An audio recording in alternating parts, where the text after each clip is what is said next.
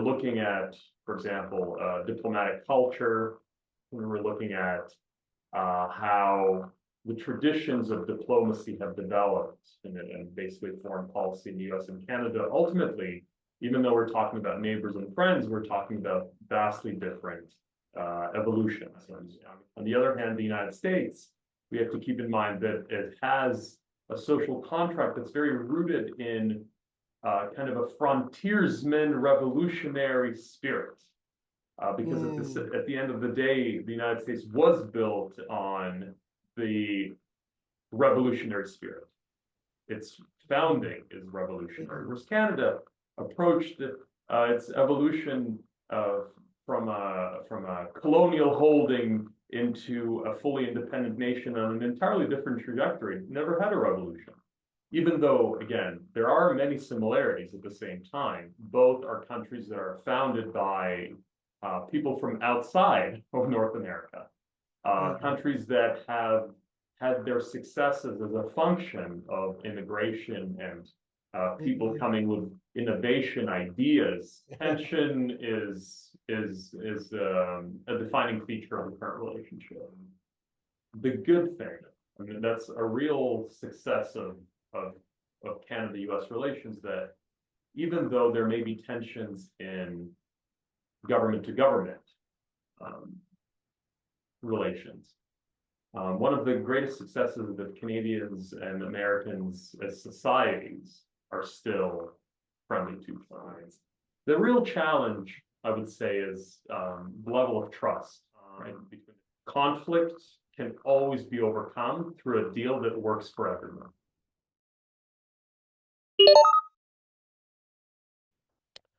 I'm very pleased to introduce a friend of mine, Dr. Dani Belo. He is an assistant professor of political science at Webster University in St. Louis. And he is also head of a global policy lab there. He established this lab a few years ago. And Dani, in fact, was born in Canada. He got his degrees, PhD, all those things in Canada, and he still have a very close ties with Canada. He is also a fellow at the Canadian Global Affairs Institute and Normand Paterson School of International Affairs in Ottawa, Canada. So he's in a very good position to think about and to assess the current US-Canada relations, which is very interesting topic now. So Dani, welcome. Very good to see you. It's absolutely a pleasure to join you for this conversation, Alisher. I'm delighted that you have invited me. I think the timing of this conversation is exceptionally on point, because as we're sitting here and we're beginning this conversation, policymakers on the Canadian side, the US side, as well as the global community is really scratching their heads with regard to what's happening. Right. Well, again, it's a very, very difficult to find anyone like you who has such a good position, in such a good position to see and to observe all this development. You're working now in US, but you still have a lot of connection in Canada and observing this, of course, very carefully. So if you don't mind, let's start from talking about maybe some differences. How are Canadians and Americans different from each other? Or how are they close or similar? So what do you think? Well, when I think about the US and Canada, we're talking about allies and I would say friends of many, many decades. Right. So this is the starting point of the conversation. And I would like to reiterate that even friends often have disagreements, and even neighbors have disagreements. And myself, when I do the analysis, of course, there are going to be changes in the relationship looking ahead. But at the same time, I approach this from a very hopeful perspective that at some point, the relationship can get back on track. So to answer your question more directly, Alisher, I think when we're looking at, for example, diplomatic culture, when we're looking at how the traditions of diplomacy have developed and basically foreign policy in the US and Canada. Ultimately, even though we're talking about neighbors and friends, we're talking about vastly different evolutions. And on the Canadian side, as I've written in a number of my publications, we're talking about a country that approaches international relations from the position of middle power. And the United States approaches foreign affairs from a position of a great power. At least both countries perceive themselves to be that way, right? And that's ultimately what matters. And as we're going into the post-Cold War period, and especially into the contemporary foreign policy environment, both countries have really deeply entrenched their approaches in those identities. Interesting. You know, of course, we know these are very different countries, neighbors, very important to each other. In fact, I visited Canada twice, and I noticed that almost everybody stressed that we are different.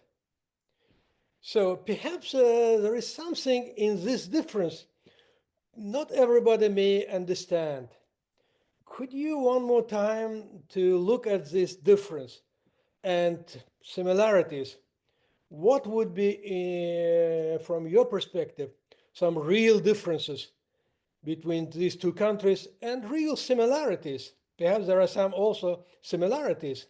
So not just as a great power and middle power or something like that, but something perhaps deeper, maybe. Well, if we're talking about the societies themselves, how Canadians perceive themselves at a societal level versus what I've seen here in the United States for as long as I've been living here, is the social contract ultimately is rather different. The perception of what is the responsibility of the government in relation to the people more broadly, that's quite different. We have to keep in mind that this social contract has been shaped by rather different histories, because Canada has had an association with, and still has an association with, the United Kingdom. So by definition, draws itself close to kind of European tradition of governance and policy making, and the social contract has a lot of elements that we've seen in social contracts across European countries. On the other hand, the United States, we have to keep in mind that it has a social contract that's very rooted in kind of a frontiersman revolutionary spirit. Because at the end of the day, the United States was built on the revolutionary spirit. Its founding is revolutionary, whereas Canada approached its evolution from a colonial holding into a fully independent nation on an entirely different trajectory. It never had a revolution.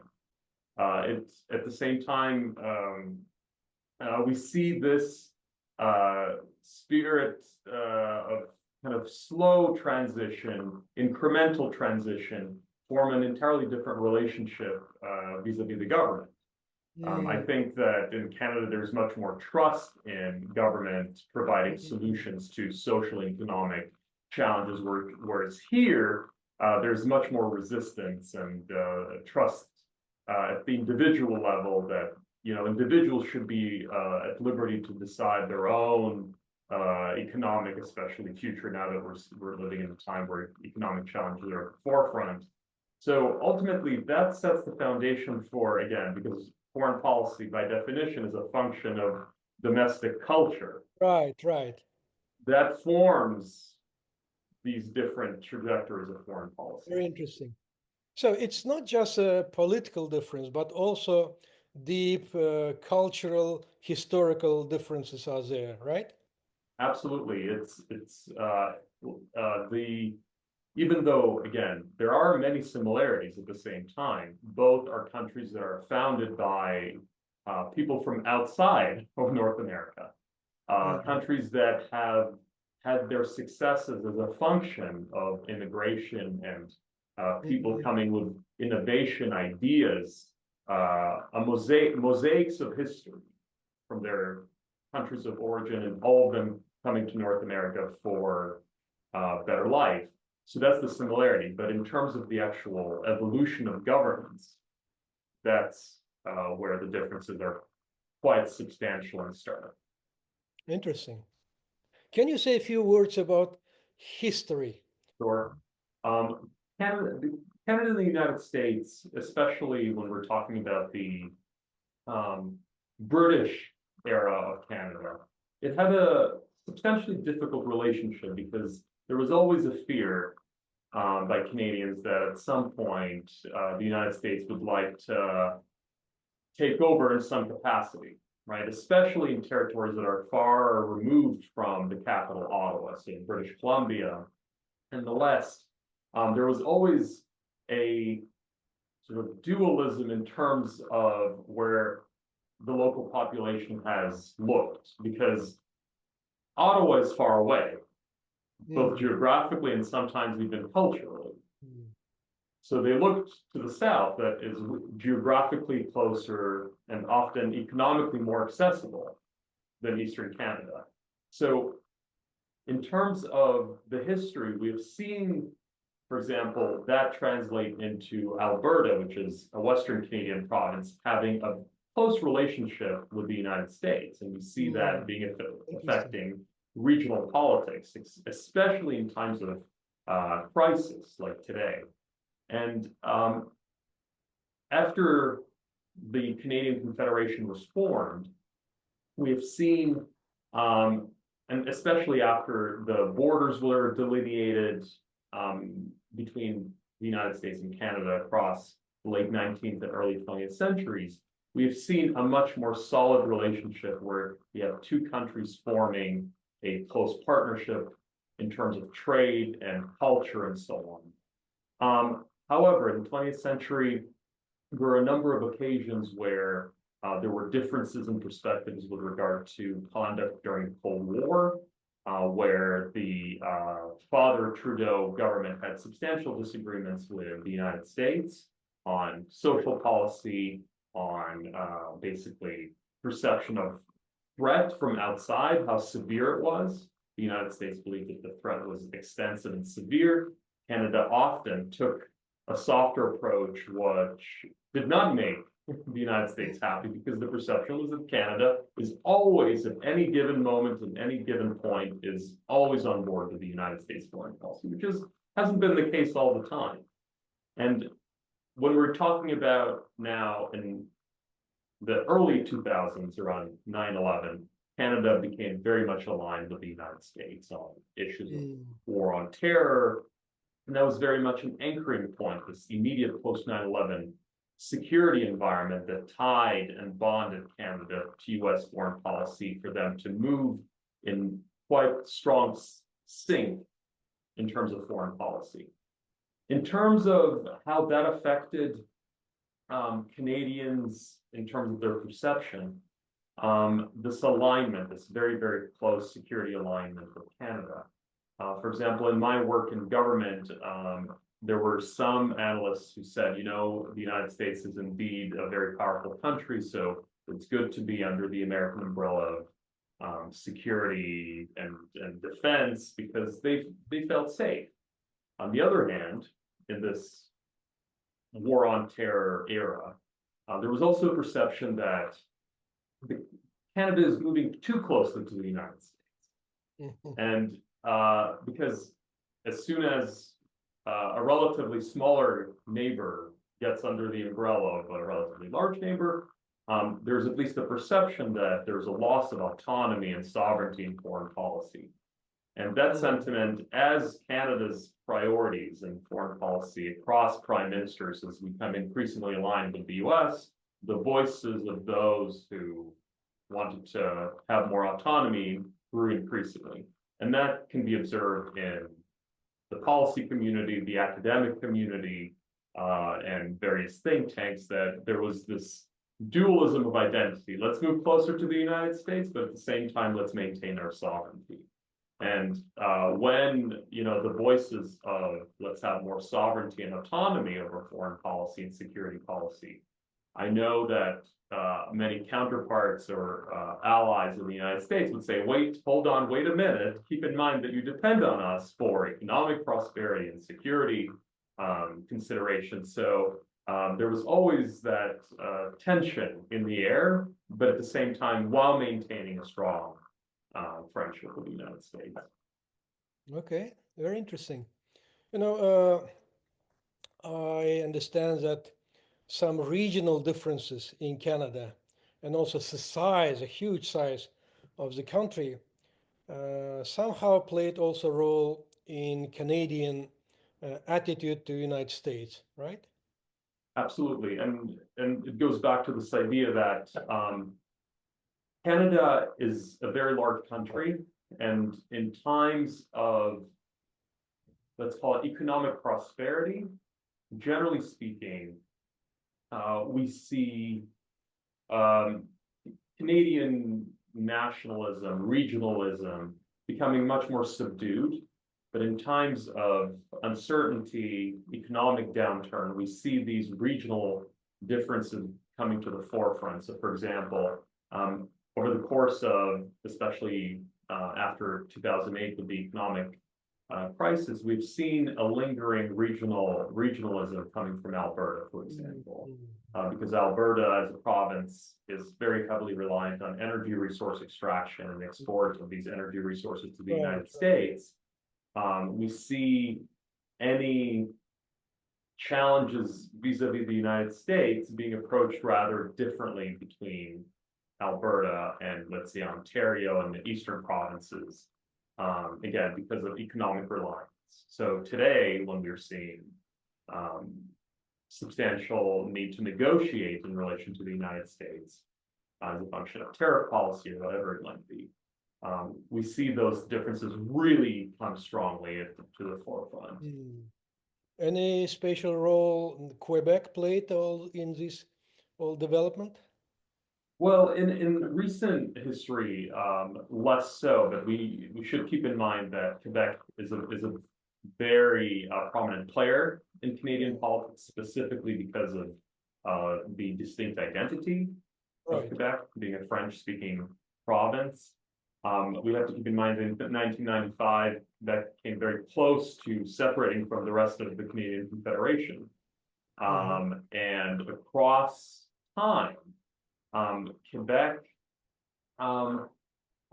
really was tectonic to shifting domestic policy in Canada. So when there are questions of basically any question, whether it's social policy, linguistic policy, or economic policy, Quebec always has a seat at the table, and many seats at the table. We have to keep in mind that Quebec, especially now, is also putting forward some policies that basically shield French language from perceived encroachment of the English language, because the United States is a predominantly English-speaking country and the rest of Canada is predominantly English-speaking. So Quebec plays a very important role in terms of social policy. Now, if we move to the economic aspects, Quebec is one of the major producers of industrial products. So airplanes, Bombardier, which many airplanes are still, especially regional jets, are manufactured in Quebec. Quebec is also a major exporter of natural resources, so aluminum and other natural resources that are important for just the globe, not just the United States and Canada. So Quebec is very instrumental for the success of the Canadian Confederation and the success of the North American economy and society. Yeah, and it's a very beautiful as whole Canada. In fact, well, okay, that's a very helpful. There's a very useful to see the whole background, historical, social, economic, regional. That's important elements. But let's go to the current situation now. So, how would you define the state of current relations between the United States and Canada now? What would be your short definition or vision or description of that? One word that can describe it is tension. Tension is a defining feature of the current relationship. And I would say the good thing, I mean, that's a real success of, of Canada-US relations, that even though there may be tensions in government to government relations, one of the greatest successes is that Canadians and Americans as societies are still friendly to each other. And Yeah, that in yeah. itself is one of the most critical elements that remains. Because regardless of which government it is today in Canada and which government it is today in the United States, the long-term relationship is defined by the people themselves, because ultimately we're talking about two democratic societies where the average individual plays a very important role, and ultimately that will determine the long-term trajectory. Yeah, So that's a real success of the Canadian-American relationship that I would say, relatively speaking, very few countries in the world have the ability to say we have such a wonderful relationship between societies among neighbors. That's absolutely wonderful point. Thank you so much. You know, I have a lot of friends in Canada and US, and when I discuss with them all these topics, I never noticed any hostility toward each other among people. Of course, there are some different opinions and tensions about tariffs, borders, all these things. But between people, you are absolutely right. I fully agree with that. That's a very important point, perhaps. And we have to keep in mind that many Canadians have been going to the United States to visit family. There are a lot of cross-border familial connections, and there are many. It's not as if Canadians stay in Canada. I'm an example of that. The Canadian who's working in the United States, and there are many Americans who travel to Canada on a regular basis. So it's very much an integrated society, of course, with its individual characteristics and distinctions. But at the end of the day, that bond is meant to survive any sort of tension between governments. And as I said, any negativity that may emerge out of government to government relations will likely be superseded precisely by that decades-long bond. Okay. So going back to this tension in government to government relations, you know, if we will bring some concepts from international relations theory, like agency and structure, so agency structure relations, do you think it is this tension mostly connected to agency aspect or to structure aspect? How would you assess this tension from this agency structure point of view? This is an incredibly important dichotomy that I was also planning on discussing, maybe classifying them as a little bit differently, but essentially meaning the exact same thing. We seem to be living in a landscape of international relations where those come into conflict. And if I can refer to one of my papers that I wrote with Professor David Carman from the Norman Paterson School of International Affairs in Ottawa, we talked about this idea of competitive multilateralism. And competitive multilateralism is really a characteristic of this tension, because essentially what happens in competitive multilateralism, you have the structure, which is multilateral. You have traditional alliances, at least historical alliances, it's called. Right. But at the same time, there's still competition.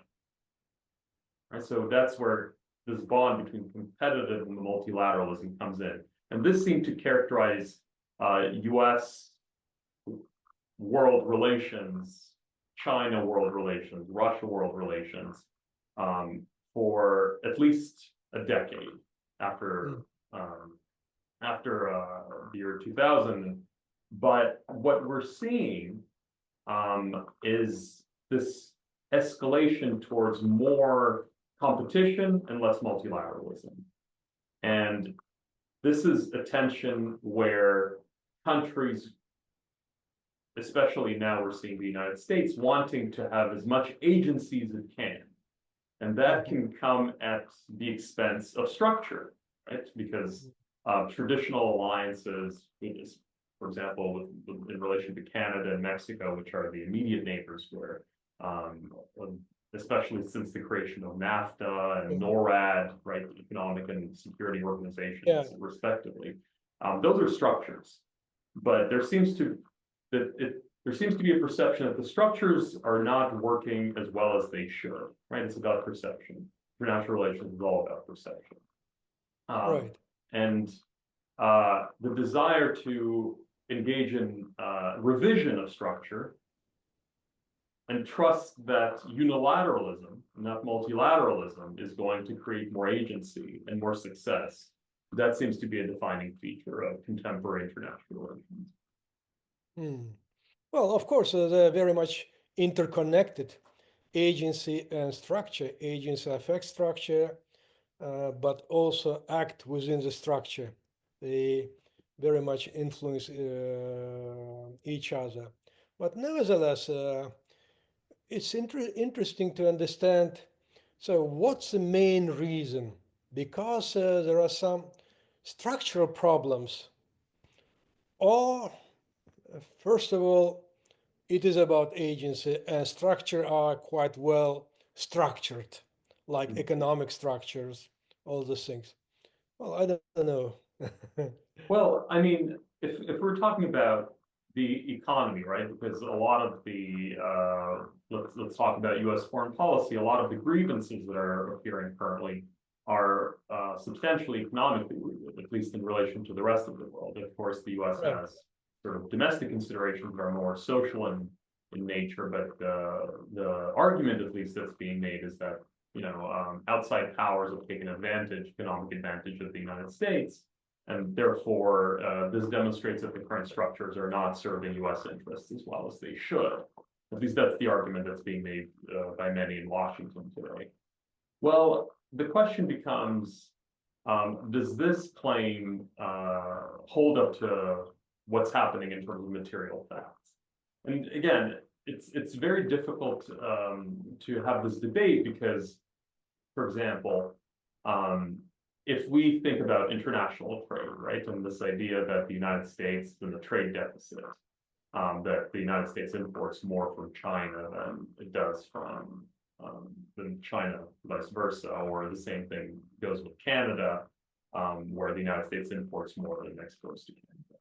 Well, it's not as if the United States simply takes resources or products, right? There is reciprocity. Right. The United States and companies indeed pay for the products they import. Right? And it's a question of how does one perceive reciprocity in this case? If we simply focus on products, then okay, you're importing more products, but you are exporting payment, you are exporting things in return. So when having this debate, it may seem like there is almost talking cross purposes, right? And a lot of the time when those two sides of the debate engage with each other, are actually talking past each other, and that's the difficulty of today's, let's call it, tension in international affairs. That and many analysts have reduced it to sort of an individual level, where let's say you sell, I don't know, computers, and you go to a supermarket and you buy groceries, and logically, you're going to go to the supermarket to buy groceries, and that's it. You pay them money, and you think that this is the end. Well, somebody from the outside might say, well, why isn't the grocery store buying computers from you? Right? Well, that makes very little sense, right? Why would the grocery store necessarily need to buy computers from you to make this an equitable relationship, right? It depends on how you sort of frame it. It's not as if you haven't paid for whatever you took from the grocery store. So from that perspective, yes, you gave money for something that you have received. The account seems to be settled. But for somebody who will say, well, the grocery store has to buy things from you as well to make it equitable. So it's two different perceptions, and it depends what one subscribes to. And this is a part of what's happening.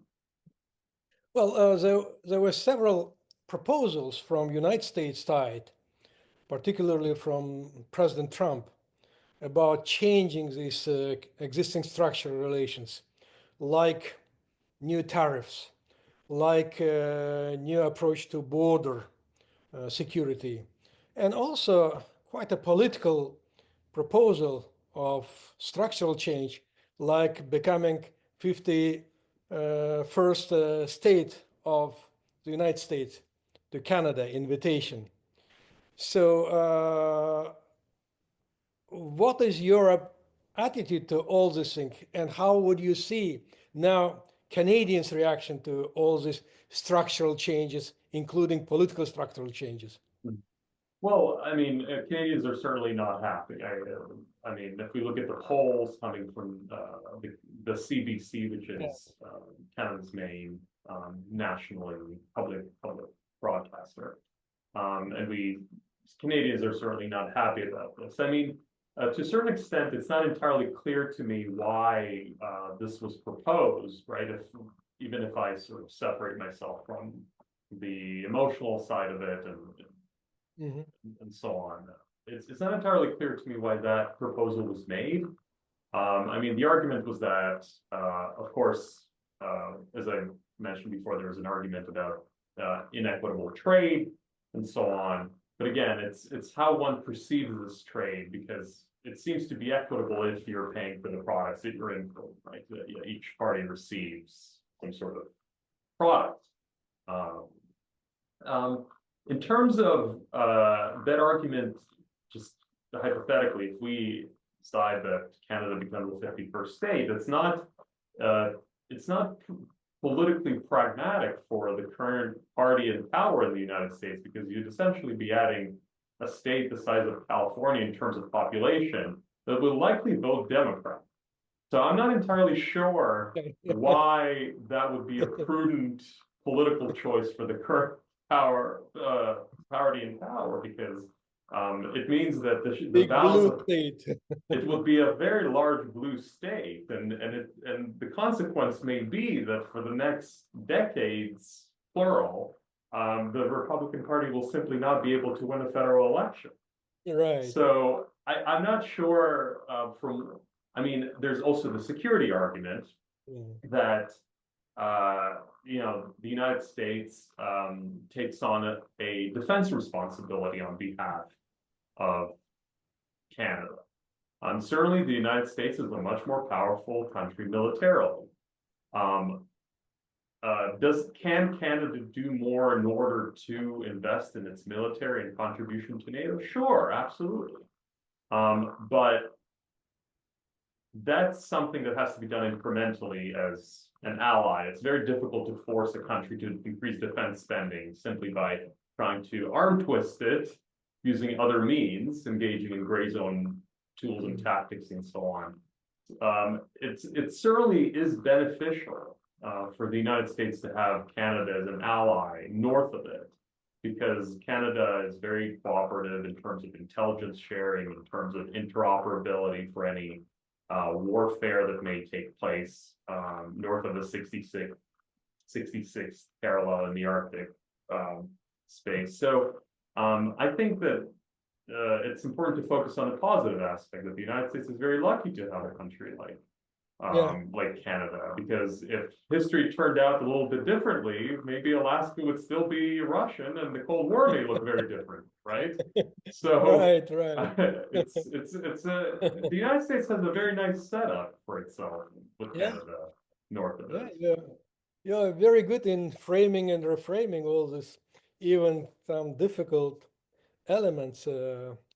And we know, we just discussed about proposal from United States side, from US leadership on structural changes, including tariffs and all other things. But we know very little about, perhaps or Canadians know much more, but outside people know very little about Canadians' proposal on structures. Do they have any structural proposals to deal with this tension, to overcome this tension?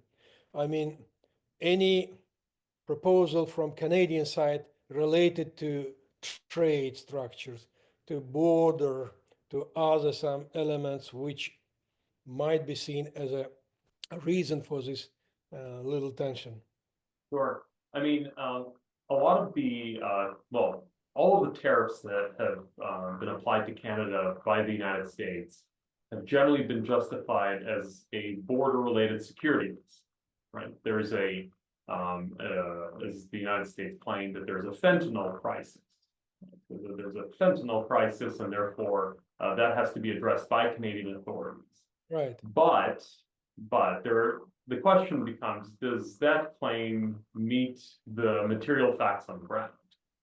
And I have to say that it does not, because if we're talking about any sort of claims that Canadian fentanyl significantly puts U.S. national security or public health at risk, that simply isn't the case, because if we're looking at all the fentanyl that comes from Canada into the United States, we're talking about less than 1%.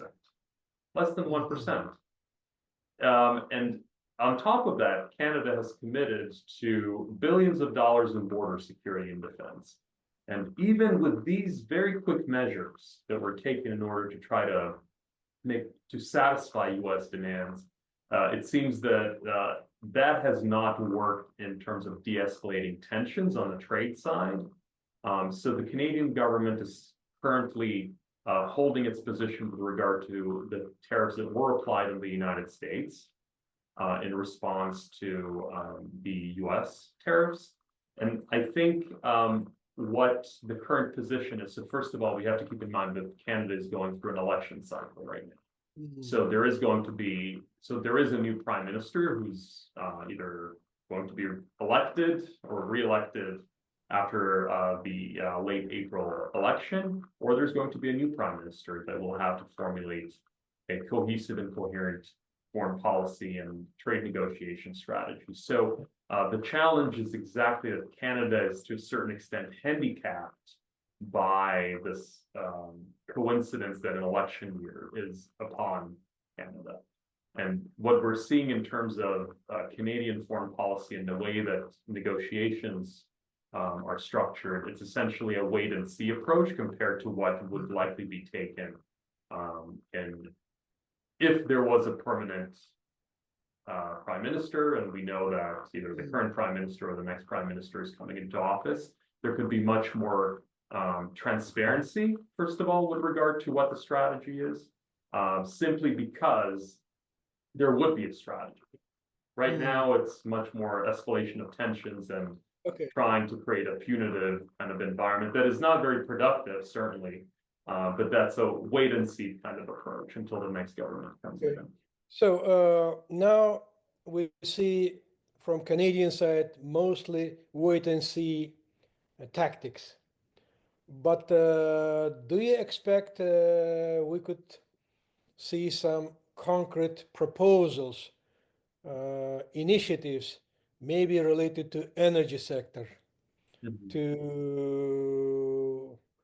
border, to other areas, to environment, which might be helpful in releasing this tension?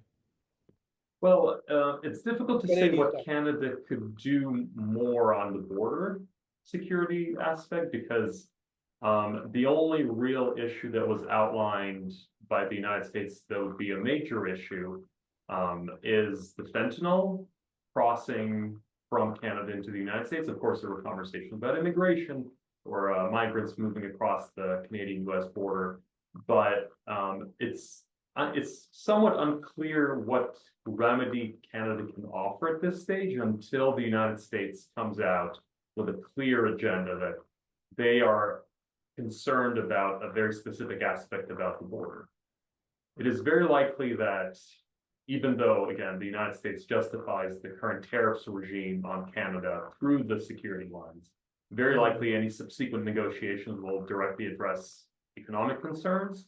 The challenge there is that you're raising the trade deficit artificially. It's going to be a very unhealthy procedure for the United States, just as it is for Canada, because essentially what the current relatively free trade regime does is it allows the market to figure out what the distribution of trade is going to be, what the industry and the landscape is going to look like. So trying to arm twist international trade into specific behavior is simply going to be very, first of all, difficult and unhealthy for both economies.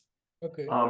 Is it plausible that there's going to be a new agreement that will supersede the current? So we've had NAFTA being superseded by the USMCA agreement, and then it is plausible that there's going to be a new negotiated agreement. We know that there are indeed certain de facto trade barriers that Canada has put in place on American products coming in, and everything from dairy and so on. So these may be negotiated, absolutely, because this is something that was that the United States administration, not just the current one, but the previous ones have said that there are concerns about that. So just in line with the previous administrations, these issues may be raised again, and these will be the foundation of any new negotiations. All right. Can you say a few words about the role of energy sector in bilateral relations, especially this Keystone pipeline? So how would you see this role and future role of this energy? Absolutely. So in terms of energy relations, I mean, there are a number of elements that will be different if the soon-to-be prime minister, whoever he is after the election, is going to be negotiating with the United States federal government. The environment will likely be a less important issue, simply because that priority is no longer there to the same extent in the current administration. So when we're talking about energy sector and trade, we are talking about purely economic considerations.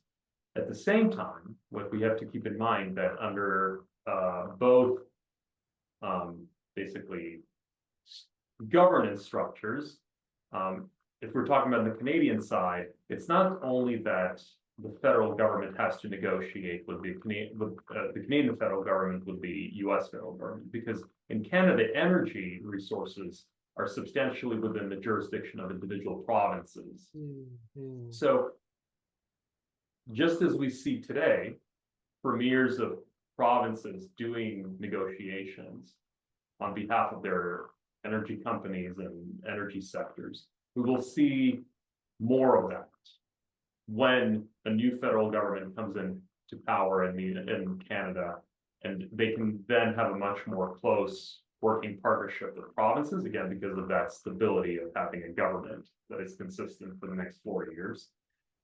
We will likely see negotiations around energy infrastructure, for example, electricity. We know that Ontario sends a lot of electricity to Minnesota and upstate New York especially. A lot of these agreements will have to be revisited because Canada supplies a substantial percentage of regular household electricity from Ontario to upstate New York. And honestly, before this trade dispute, there wasn't really an issue. There is no real issue between the province of Ontario and the state of New York, right? So we will have to see, because again, negotiations will restart more substantially when the Canadian election finishes. So we will have to see, because at this point, a lot of it is speculative, because again, this wasn't an issue before January 20th of 2025. Okay. So how would you see or describe the differences from Canada side and from US side to environmental issues, to climate change? Sure. I mean, Canada traditionally has taken environmental policy quite strongly. Like it was a very much part of consideration. So Environment Canada is the ministry that formulates a lot of the analysis and the policy based on the direction of the government.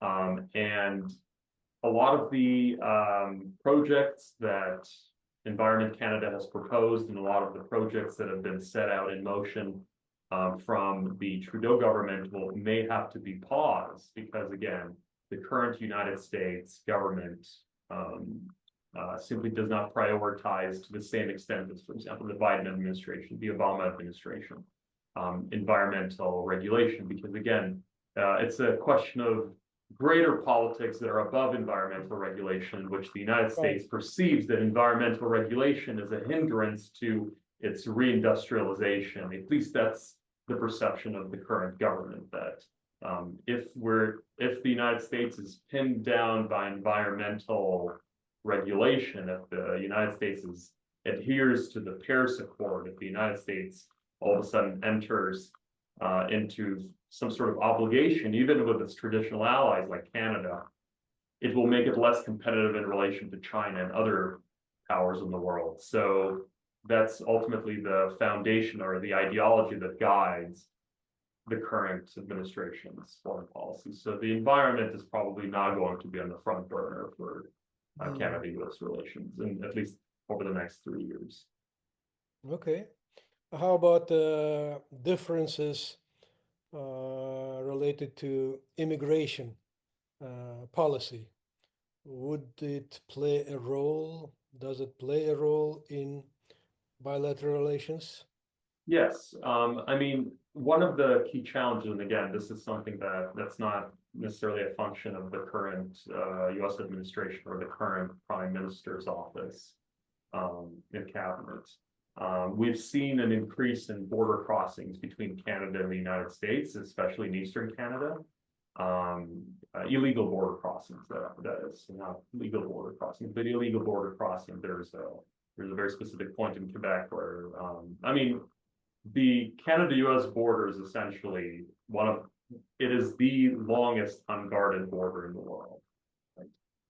When I used to live in British Columbia, you could walk up to Avenue Zero, which is the border with the United States. And then, of course, one is not supposed to do that, but you have a small little column in the middle of the forest. And on one side of the column, it says Canada. And on the other side of that small column, it says,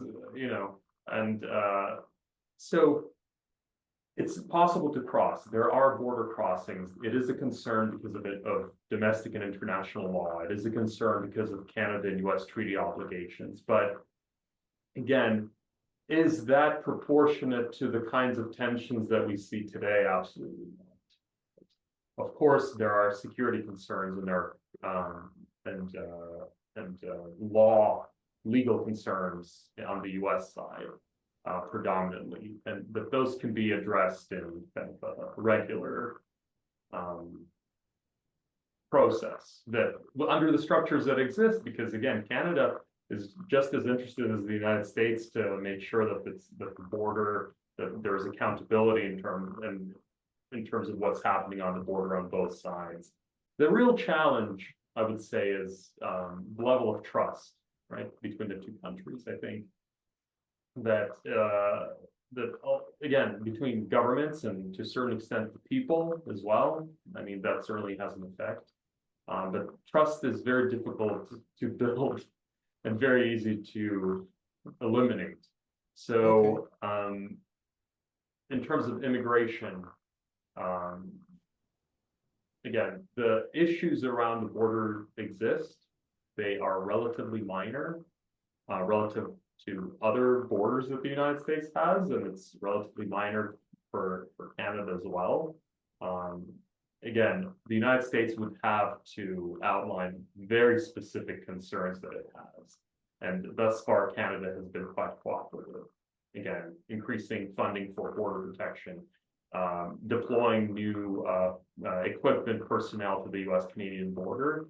But essentially what I'm saying is that the next step must be on behalf of the United States in order to understand how to move forward. And the United States seems to be prioritizing, for example, as we're sitting here today, its relationship challenges with China.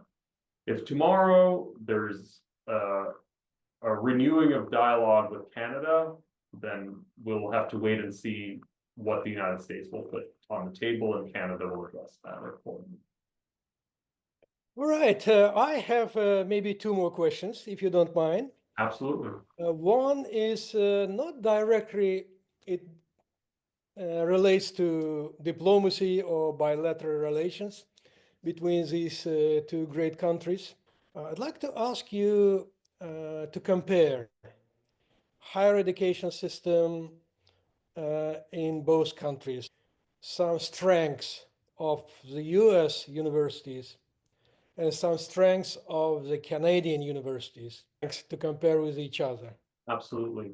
I would say that the key strengths, and I'll go the United States, I will speak about the United States and then Canada. The United States, at least traditionally, has a key strength, which is the amount of resources that are available to universities. That is especially in the case of larger universities and larger institutions that invest heavily in good library resources, the ability to connect students with specialists in the field. Even if they're not present on campus, students have a lot of resources. Specifically, the universities are well established in terms of their connections and their respective networks. The ability to do travel abroad. This is something that is excellent. It is done very well by American universities, I would say, just the resources that are available to students. On the Canadian side, I would say one of the key strengths is the ability to, for example, in the social sciences, to teach a real worldly education. So, for example, when foreign policy courses are taught, it's not just how the Canadians see any given country, right? That's a very one-sided way of teaching foreign policy. But I think that many instructors and professors in the Canadian system of education, which is predominantly a public system, right? The vast majority of students go into public education in Canada. The ability to teach foreign policy from the perspective of the country on which they're focusing. And this is something that I've noticed across my years of education in Canada, basically from a very early age. And those are the key strengths, the ability to provide resources in the United States and the ability to really have a worldly education, a very open mosaic type of education. And that's, I would say, the two key strengths. Well, I could definitely say that you took the best from both sides. And last year, when I was a visiting professor at Webster in St. Louis, I've seen how did you work with your students, especially with those who are in your new lab, policy research. It's something unbelievable.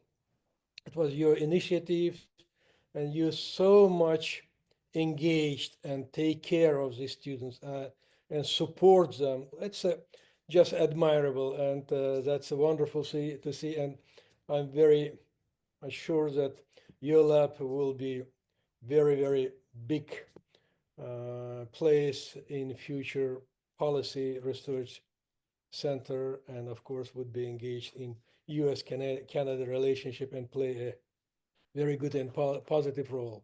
Would you like to say one or two words about your lab? Sure. So it has been an incredible privilege to work with the students at the Global Policy Horizons Lab.